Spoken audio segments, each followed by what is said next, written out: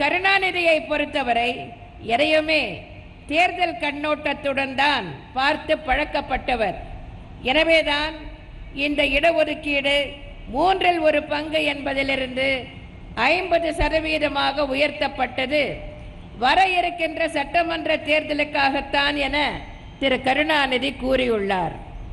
உள்ளாட்சி அமைப்புகளில் பெண்களுக்கு 33% இடஒதுக்கீடு வழங்கப்பட்டது 1996ஆம் ஆண்டு திமுக ஆட்சியில்தான் என கூசாமல் பொய் சொல்லியுள்ளார் திரு கருணாநிதி. 1994ஆம் ஆண்டு எனது ஆட்சியில் இயற்றப்பட்ட சட்டத்தினால்தான் 1996ஆம் ஆண்டு இடஒதுக்கீடு வழங்கப்பட்டது என்பதுதான் உண்மை. மேலும் கடந்த 5 ஆண்டுகளில் இந்த சட்டம் ஏன் இயற்றப்படவில்லை என கேட்டு தனது அறியாமையை வெளிப்படுத்தியுள்ளார் திரு கருணாநிதி. இந்த சட்டம் கடந்த 5 ஆண்டுகளில் எப்போது இயற்றப்பட்டிருந்தாலும் இந்த ஆண்டு, அதாவது 2016இல் நடைபெற உள்ள உள்ளாட்சி அமைப்புகளின் தேர்தலின் போதுதான் நடைமுறைக்கு வர இயலும். பெண்களுக்கு உள்ளாட்சி அமைப்புகளில் 50% இடஒதுக்கீடு வழங்கப்பட்ட சட்டத்தை இந்த 5 ஆண்டுகளில் முன்பே ஏன் இயற்றவில்லை என்று திரு கருணாநிதி அறிவுபூர்வமாக ஒரு கேள்வியை கேட்டிருக்கிறார். கடந்த 5 ஆண்டுகளில் எப்போது நிறைவேற்றியிருந்தாலும் இந்த சட்டத்தை வர இருக்கின்ற 2016ஆம் ஆண்டு உள்ளாட்சி தேர்தலின் போதுதானே இதை நடைமுறைப்படுத்த முடியும். சென்ற ஆண்டு இயற்றப்பட்டிருந்தாலும் இது வரவுள்ள உள்ளாட்சி தேர்தலில் தான் நடைமுறைப்படுத்த இயலும்.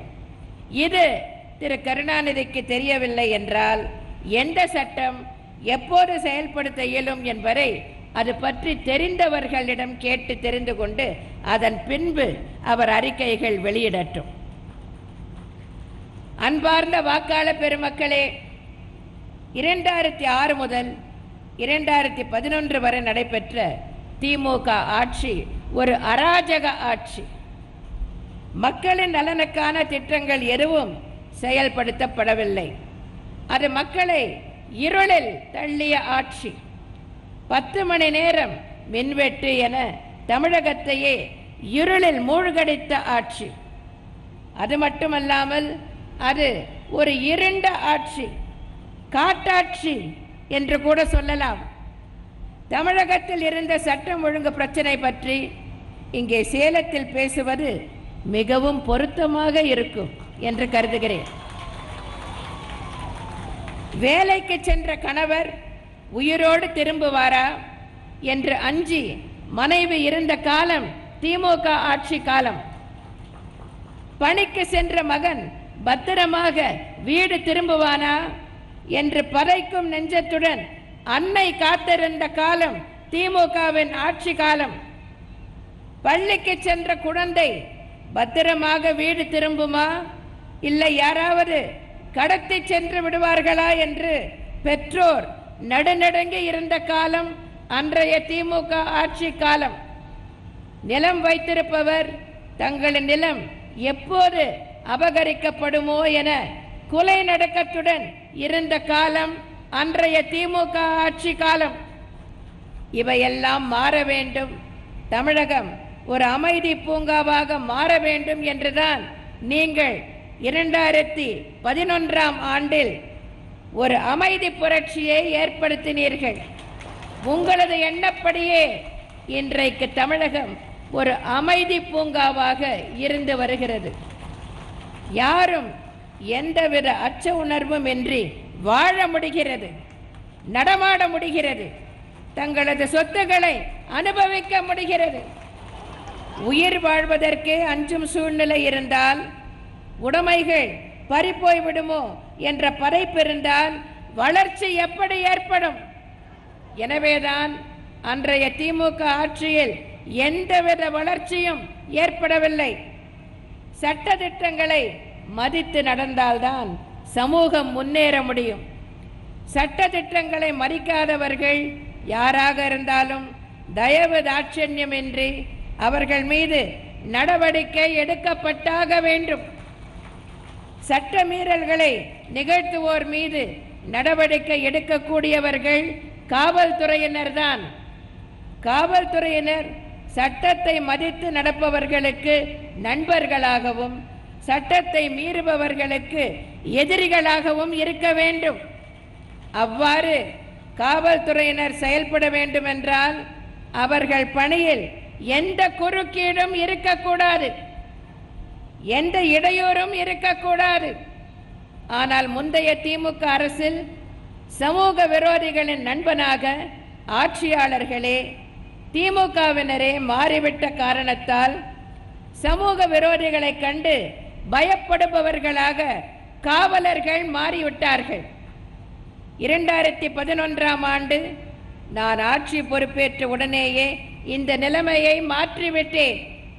எனவேதான் காவலர்களை கண்டு சமூக விரோதிகள் அஞ்சும் நிலை உருவானது.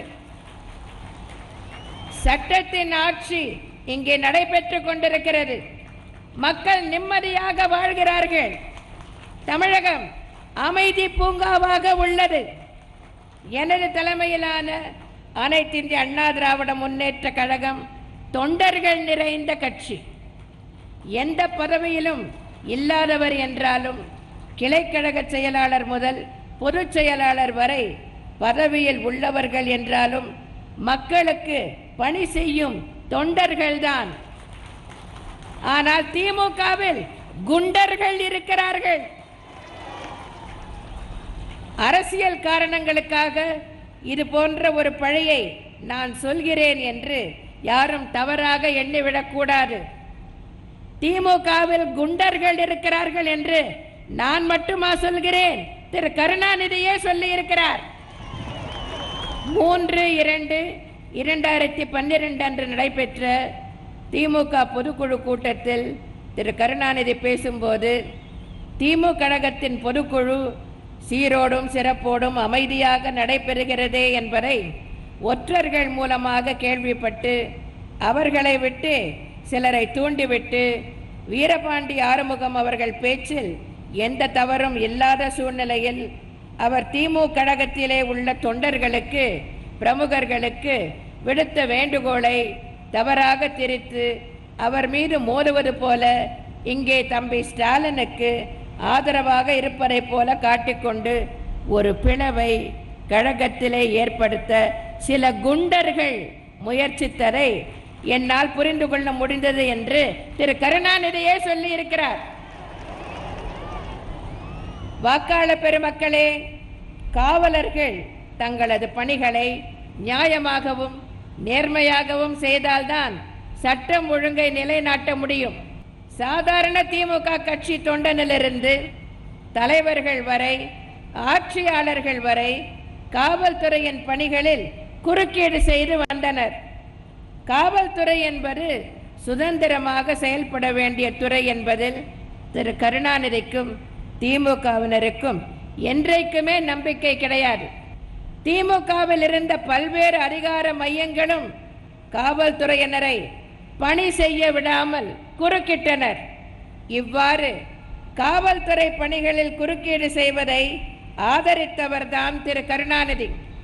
திமுக அரசால் அமைக்கப்பட்ட தமிழ்நாடு காவல் ஆணையம் அரசியல்வாதிகள் காவல் நிலையத்திற்குள் செல்வது தவிர்க்கப்பட வேண்டும், அதற்கான நெறிமுறைகள் வகுக்கப்பட வேண்டும். எனவே அரசியல்வாதிகள் ஏதேனும் கோரிக்கை அளிக்க வேண்டுமென்றால் அதனை துணை காவல் கண்காணிப்பாளர் மற்றும் அவருக்கு மேல் உள்ள அதிகாரிகளை சந்தித்து வழங்க வேண்டும் என ஒரு பரிந்துரையை அளித்தது.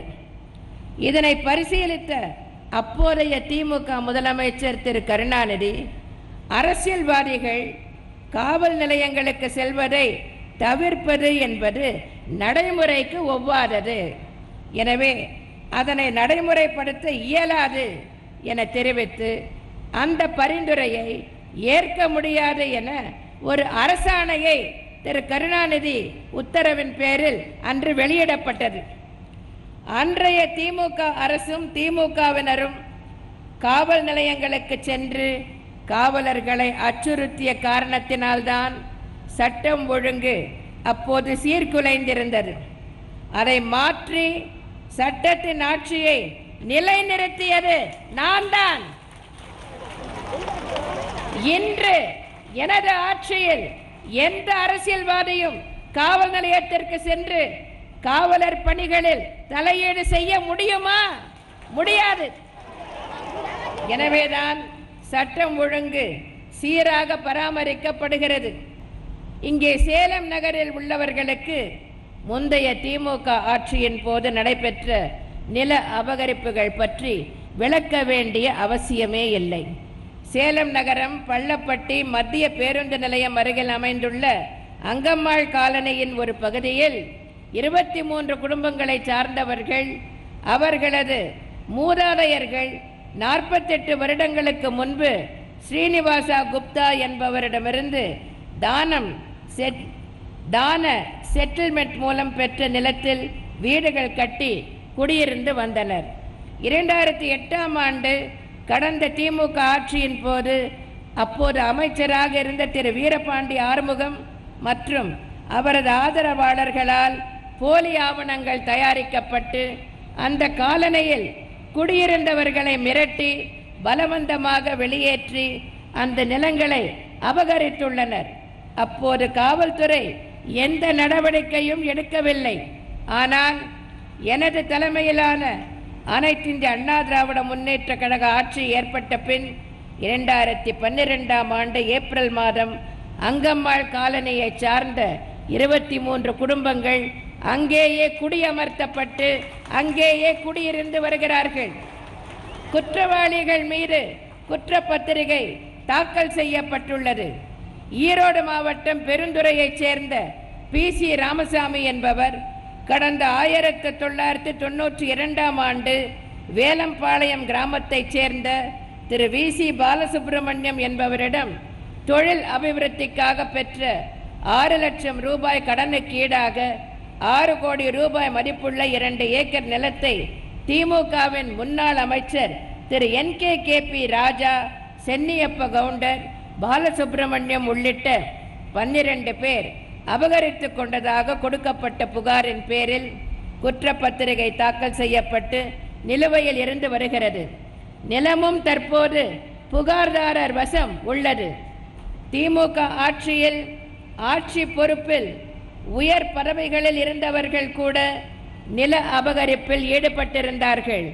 இவற்றையெல்லாம் மாற்றி எந்தவித அச்சமும் இல்லாமல் மக்கள் நிம்மதியாக வாழ வகை செய்துள்ளது எனது தலைமையிலான அனைத்து இந்திய அண்ணா திராவிட முன்னேற்ற கழக அரசு. அகில இந்திய அளவில் ஆண்டுதோறும் குற்ற நிகழ்வுகள் தொடர்ந்து அதிகரித்து வரும் நிலையில் தமிழகத்தில் மட்டுமே குற்றங்கள் குறைந்து வருகின்றன. திமுகவினர் வாக்கு சேகரிக்க உங்களிடம் வரும்போது எங்கள் நிலங்களை, வீடுகளை, உடைமைகளை பறிகொடுக்கவா உங்களுக்கு வாக்களிக்க வேண்டும் என கேட்டு அவர்களை விரட்டி அடியுங்கள். செய்வீர்களா? நீங்கள் செய்வீர்களா?